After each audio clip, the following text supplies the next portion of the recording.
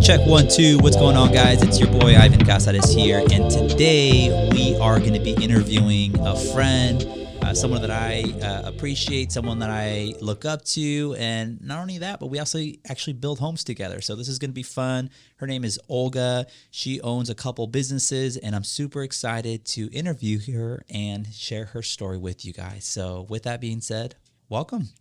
Hello, Ivan. Thanks for having me here today. Yeah. And what to begin with, sorry if I cuss a little bit, That's just me. No, you're good. You're good. But thanks for having me here. Oh, absolutely. So for the people that don't know Olga, she is a successful businesswoman.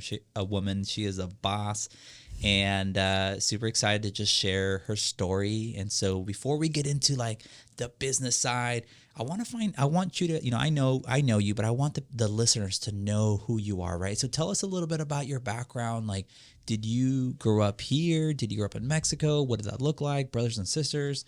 Tell me a little bit about that. So my childhood, I was born in Mexico, along with most of my siblings and stuff. So my parents brought us over here at such a really young age. I was probably 7, started here 3rd grade. Wow. So I feel like a huge part of my childhood was back in Mexico. So, Okay.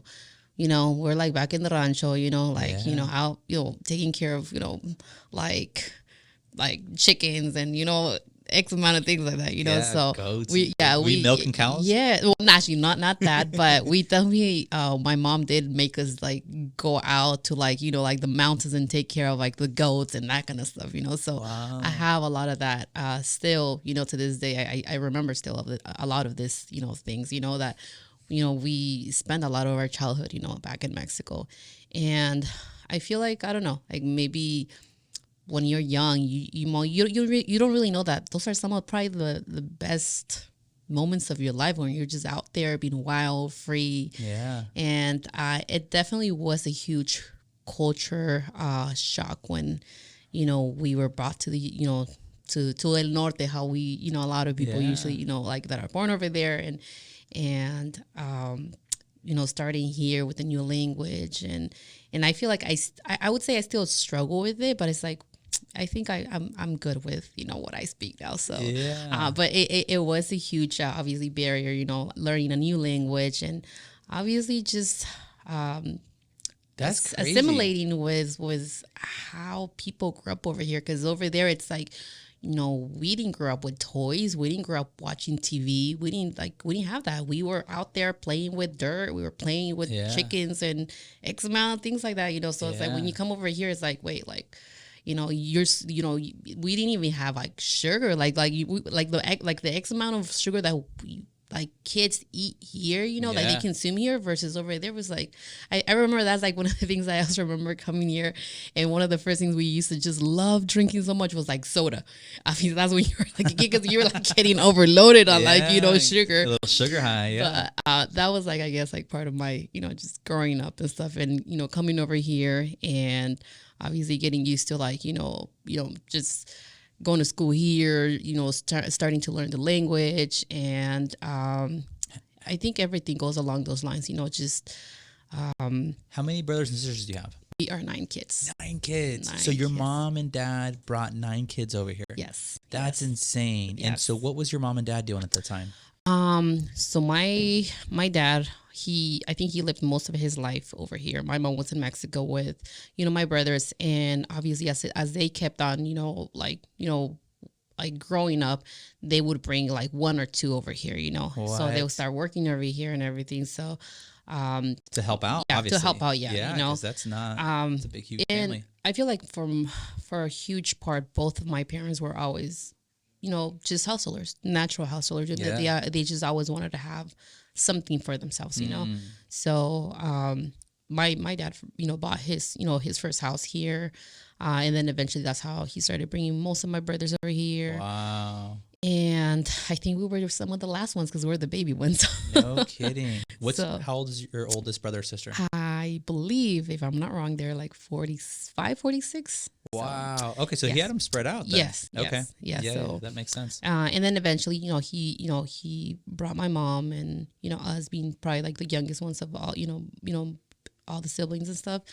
And we obviously had the privilege to, have an education here. Yeah.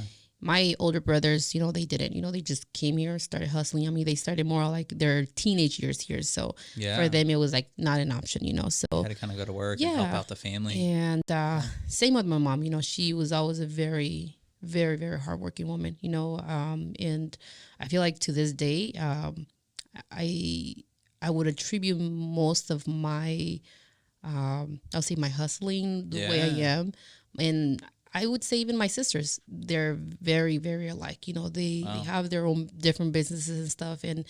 And we all, I think we are very grateful to have an example as far as like, my parents, especially my mom, that's all that we saw. Yeah. It was just, she just wanted better for us. Yeah. And I guess we took that in as far as like, we wanted them to be better. We wanted my mom to be better. I feel like more than anything, because I had, like, I think not just myself. I say it for my brothers as well. I feel like we had a much more closer relationship with my mom. Yeah.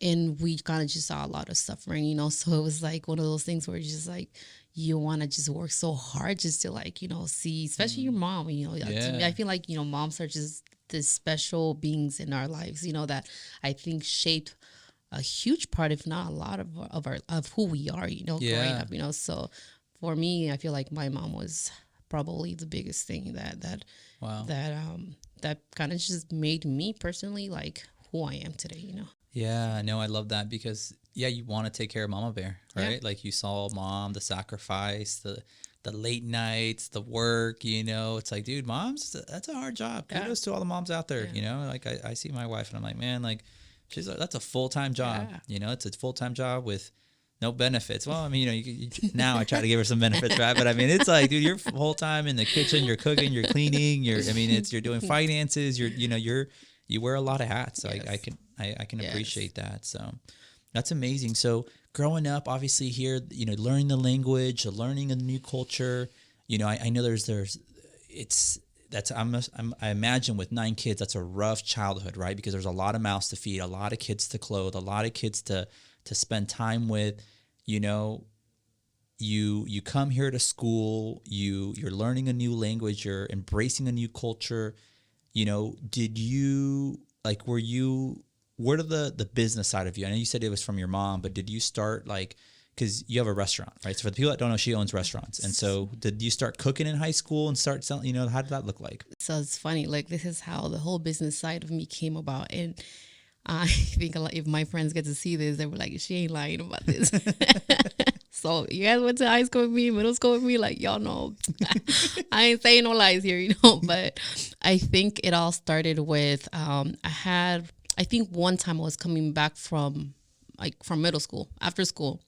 I walked in, and this is I feel like if it wasn't for me walking into this type of business presentation, I wouldn't have like the open mind of, oh, I want to be my boss one day, Obviously, I had seen the hustle with my parents, but they didn't really have, or the hustle with my siblings, my older siblings. They pave us the way, like to the younger ones, for us to do that same thing. And it's like, okay, they have always like, the mentality of like work hard. But when you're younger and now you're growing in this new generation, it's like you start learning like how to work hard, but be smart about it, Yeah. So I remember walking in after school to my parents' house, and they had like this, I would say this multi-level type of business presentation. And I was probably 13 years old? I was 13 years old. And it's funny because like as the presentation is like going on and everything, I remember, my parents and whoever was in that little presentation, they weren't interested. And I was just like there, I don't know, just looking at this lady talk about like, you can be your own boss and blah, blah, blah, whatever, And I'm just like, wow, like that sounds interesting. Like, it's just like, to me, I was like, well, that just sounds like a lot of money, Yeah. So I was like, okay, and it's funny because I end up making my parents basically co-sign for me to like get into this business, right? Because I just wanted to know, So ever since then, I was like the baby in like this group of like, this business. I'm not going to say what business it was and stuff. And then essentially since I was like 13, 14 years old, before I was even in high school, I remember going to like business conventions, seminars, so you would see really successful people like go talk and they really open your whole mindset into like the reality of things, of not working so hard and why your mindset, your mindset, it's like, mindset's everything. And ever since then I've been huge on trying to really, educate, myself with books, just, a lot of self books. And I remember being throughout high school, and I think some of my friends still remember, like, damn, like, you would always talk about, you're going to be rich and everything. And I guess when you're so young, and naive, like, you, maybe not naive, because it's like you're now so open to like a whole different other world. And because in high school, they don't teach you anything about, oh, you're going to own a business or you're going to do this. No, they teach you how to obey, go to college and get a degree and then work another 9 to 5. Yeah, you're going to be getting paid like $30, $40 an hour, but you're still working for somebody, They don't teach you like the financials, the like, the typical like how to like do your taxes, none of that, and this is like basic stuff that, wow, like it would be nice to get taught this in high school at least, But I got open to, I guess, the whole, I could say, entrepreneurship world since I was very young because of this.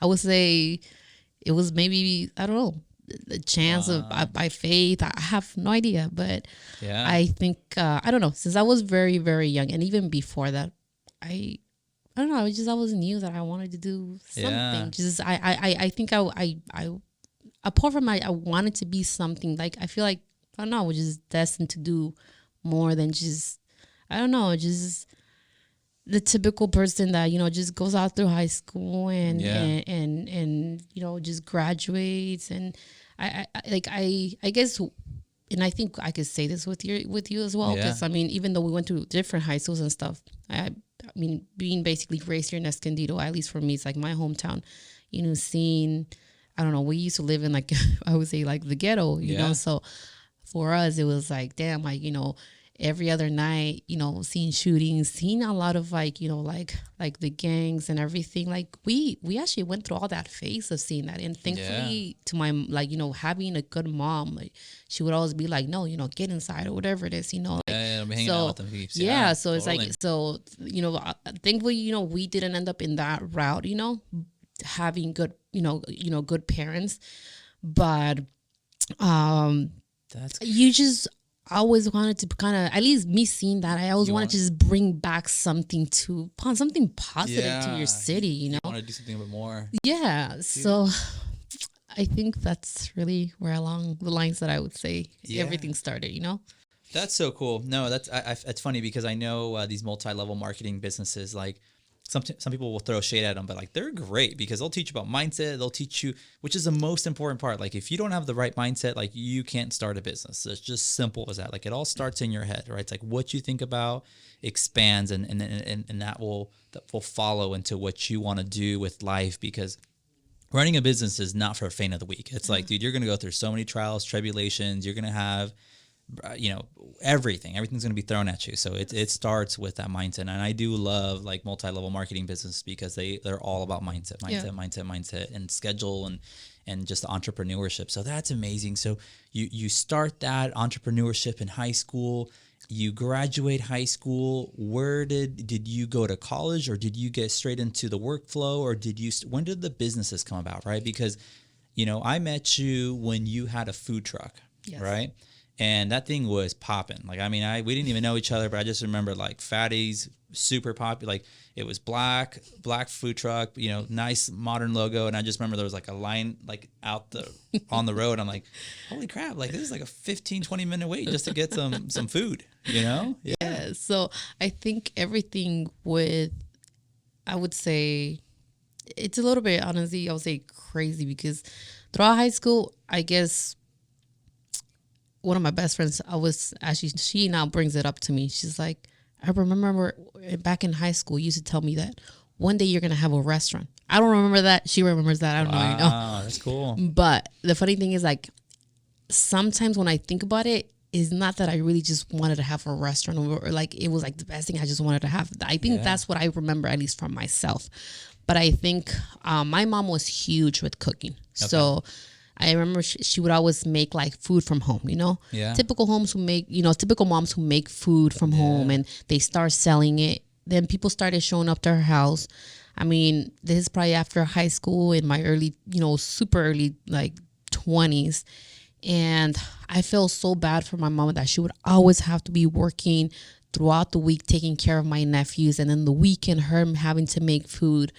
And at this time, I was already working so many different jobs, and I hated to see my mom work that hard. Yeah. I really just hated it, you know. So I think along those lines, I you know, my little brother and I just started helping her out every single Sunday.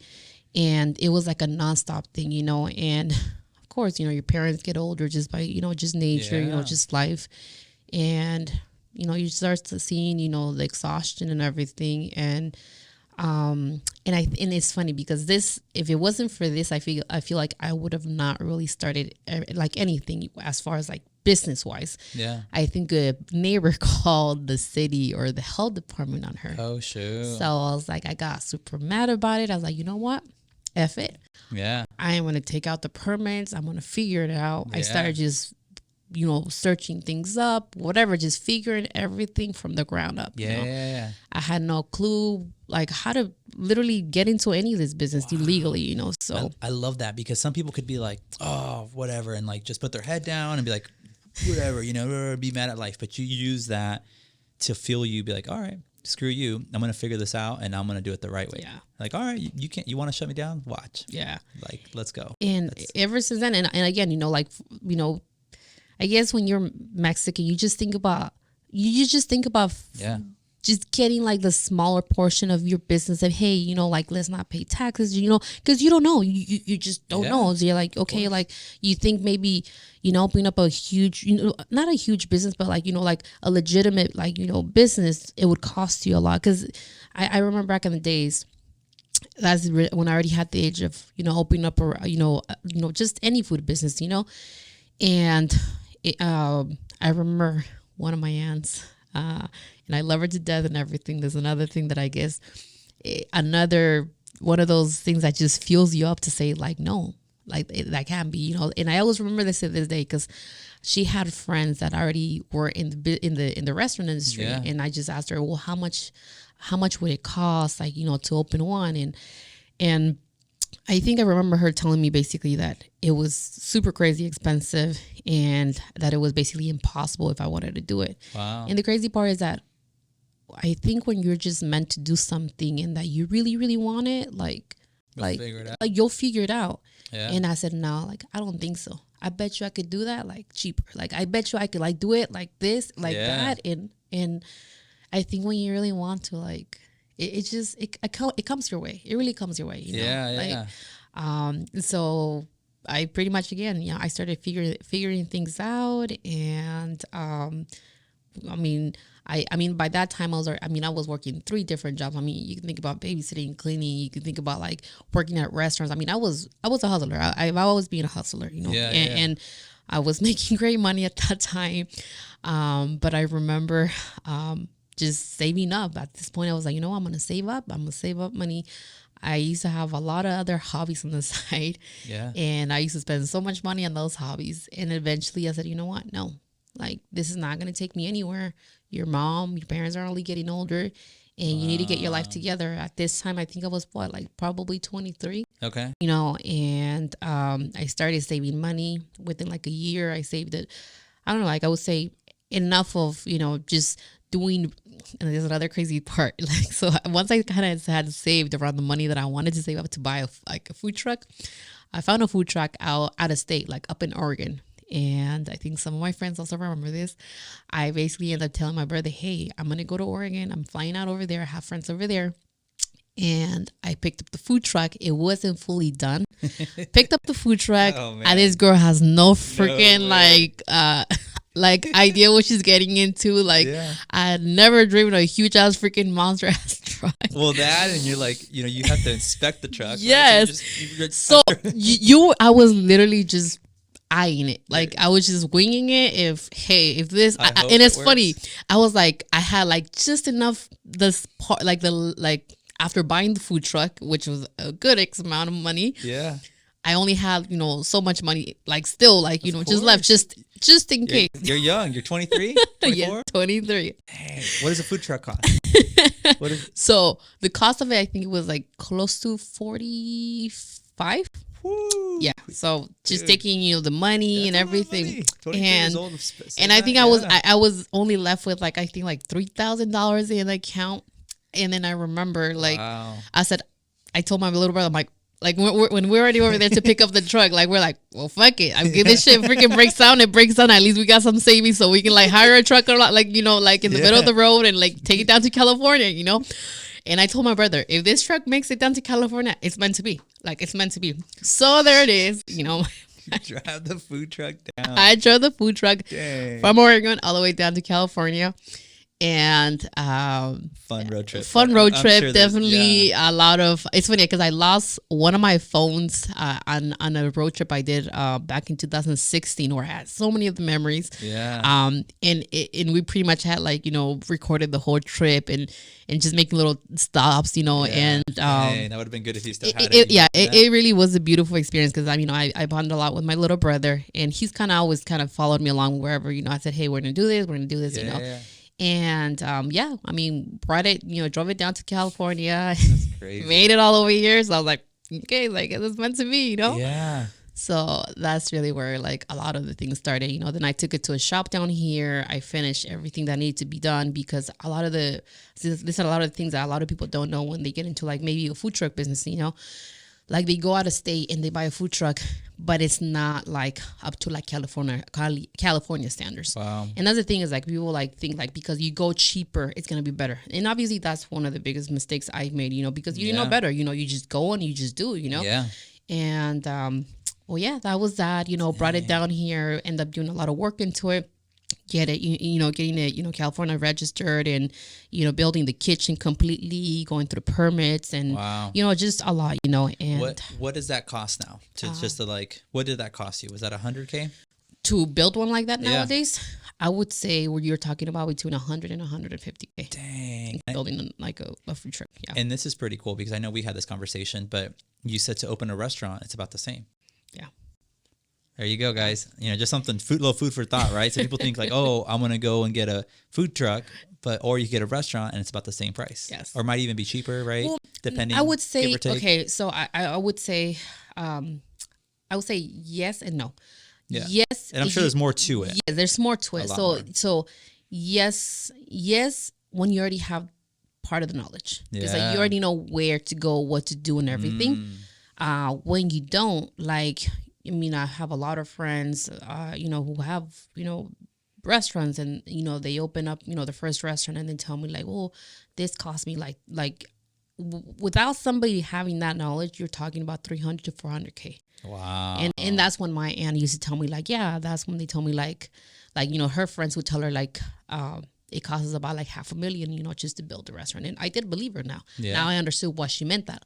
But like now when I knew, I know obviously where to go to get, a lot of different things, go through permitting, go through different, people who are going to build plants, everything, now I know where to go, and you get the experience. you and the get to context. experience, the context and everything. Yeah. So, thankfully, I think that I learned a lot with the food truck because it was almost like semi-built but not fully built. So I learned a lot through that and going through the whole permitting process myself and, messing up here, messing up over there. Yeah. And eventually, same thing. I did it with the first restaurant and just going through permitting, just waiting. And it's just such a hassle and just very, I guess, kind of stressful because it's like, when you're missing something, they're going to make you change this. And it could be something so small that it can just pull you another week, another 2-3 weeks back into like you doing a grand opening, Yeah. And it's like at this time, it's like you're already pretty much, you're like on zero. You're like, your budget is done,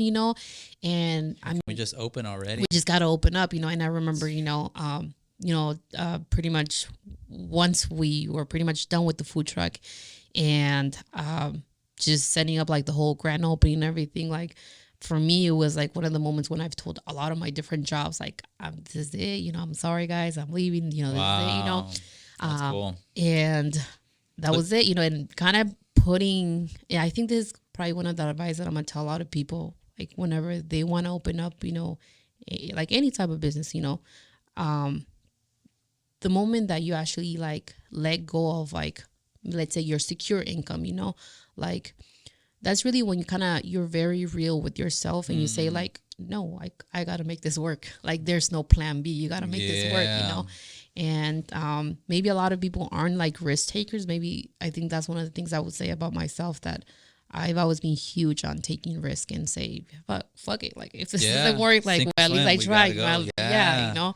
So, and I think by this time I was already very like, I guess, mentally prepared for it, you know, like through the books, through all these other different things I had already done in my life that had. But you nailed it right there, because I think that's the biggest thing is I think the people that fails, the people that have plan Bs, in my opinion, right? Because it's like, if you have a plan B, you're not really going to go all in. You're not going to go all in. You're not going to put in the hours. You're not going to bust your ass. You're not going to like figure it out, you know? But when you have a plan B, you're going to naturally, we fall, maybe if we fail, because a business, it's going to be like, you know, you're figuring all this out, and then you're going to explode, right? Because it takes time. I remember when I about to become a real estate agent, I had a screen printing business. I used to print t-shirts, and you told me about that. And my mom was like, no, mijo, like just keep your printing business, like just in case real estate doesn't work out. I'm like, no, I am not trying to print t-shirts anymore, right? Like real estate's going to work out. We're going to figure it out. And like, I remember like selling everything, and my mom, she meant well, right? She just wanted like, just in case, mijo, you know, I'm like, no, in case nothing, like we're going all in. And it's funny because my mom had the same thing when I first opened up before I opened up the food truck, was like, no, like, you know, like I had a lot of family members, and not really necessarily my mom. She was very quiet actually about it.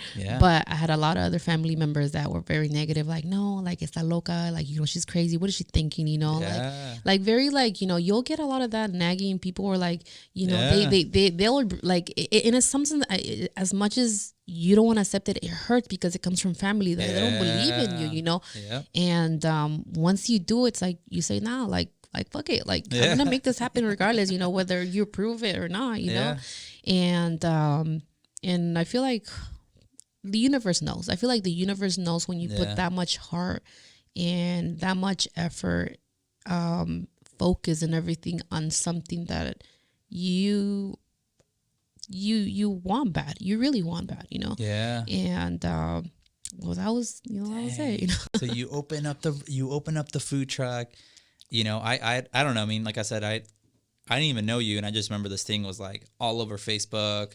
It was everywhere, and I want to keep this short because I want to keep it under really 30 minutes. But I remember that thing starts blowing up, and then you open up the restaurant, right? I think we're gonna have to do a segment too, because there's so much that we can't wrap in 30 minutes. But you kill it there. You open up Fatties, right? And I know there's a lot in there. Yes. But so this is, I guess, a part that, so my mom was diagnosed with cancer, and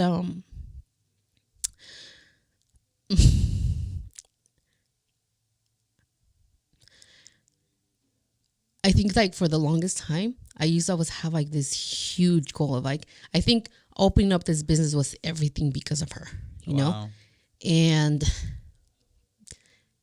I had an incident with the first food truck that same day where my food truck is burning down.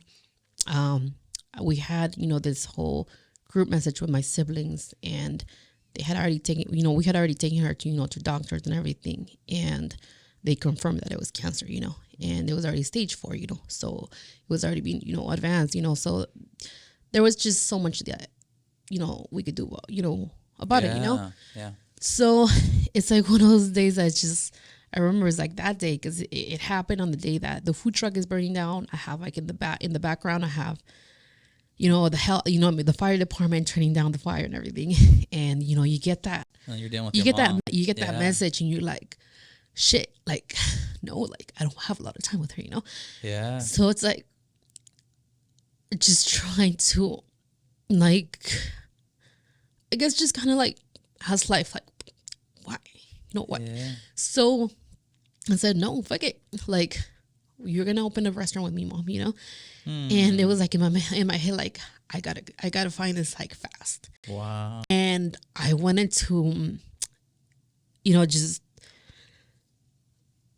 looking around, and I said, you know what's gonna, because of that incident that happened with the food truck, I had to rent another food truck. Meantime, I was able to buy another second food truck. Wow. And that's what I mean, that you can't go cheap out of state. Like, this is where the comment comes, where like you can't go cheap, because a lot of these food trucks aren't built really the way you're supposed to build them here for this country, at least for the state. And just in general, it's there's a lot of safety hazards with that, but when that happened, basically I end up, going to look for a second food truck.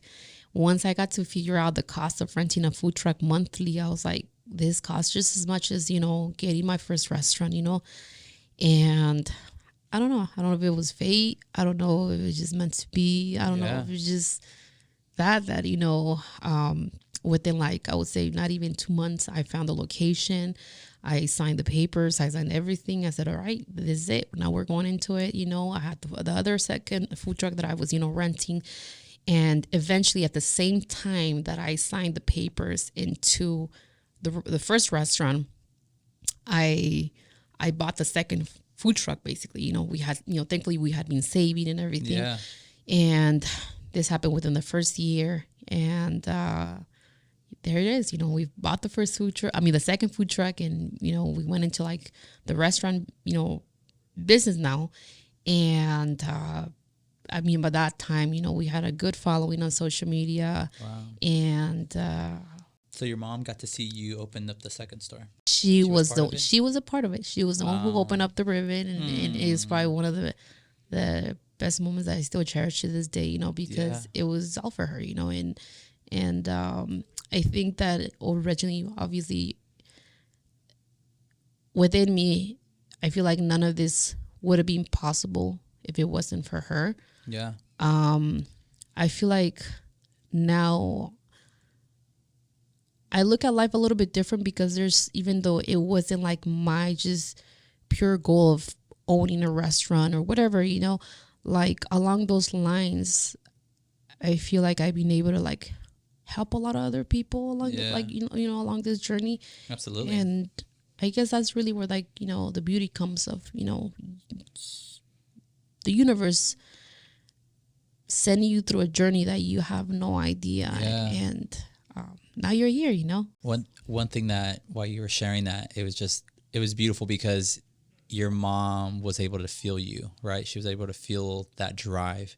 And it was really that your mom was the one who gave you that energy to keep going, to keep pushing forward, because what's better than having that feel, right? And so, dang, Olga, well, I appreciate you sharing that, and I know we're just barely scraping the surface here with we're not even to the good part. I feel like it was just getting good, right? But this is good, because people think that starting a business is easy, or they see Olga and they're like, wow, she's successful, and they don't know the backstory. They don't know the effort, the time, the hours, the sleepless nights, the struggles, the work that you put into it. They don't know the sacrifices. People just see Olga from outside, like, oh, she's killing it.